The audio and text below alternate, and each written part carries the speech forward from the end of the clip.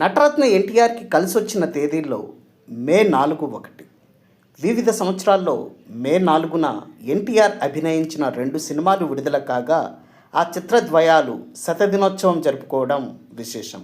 అంతేకాదు ఇవి 2 కూడా రీమేక్స్ కావడం మరో విశేషం.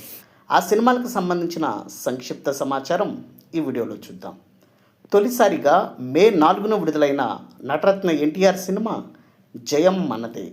ప్రేమ్నాథ్, మధుబాల జంటగా నటించిన 1951 నాటి హిందీ చిత్రం బాదల్ ఆధారంగా రూపొందిన సినిమా ఇది.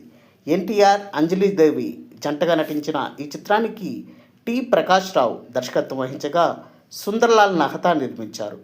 ఘంటసాల మాస్టారు స్వరాలు సమకూర్చారు.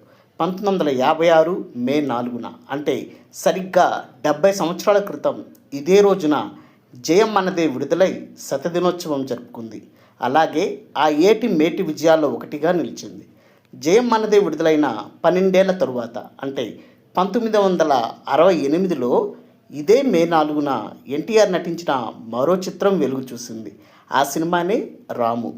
1964 నాటి హిందీ సినిమా దూర్ గగన్కి చావో మే ఆధారంగా రాము తెరకెక్కింది.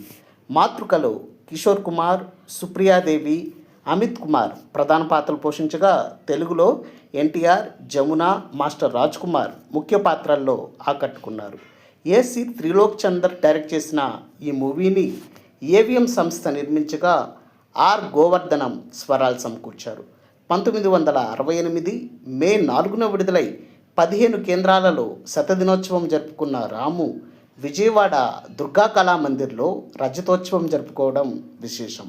అంతేకాదు 1968 సంవత్సరం మేటి విజయంగా రాము నిలిచింది. డియర్ వ్యూయర్స్, వీటిలో మీరు ఎక్కువసార్లు చూసిన సినిమా ఏంటో కామెంట్ బాక్స్లో పోస్ట్ చేయండి.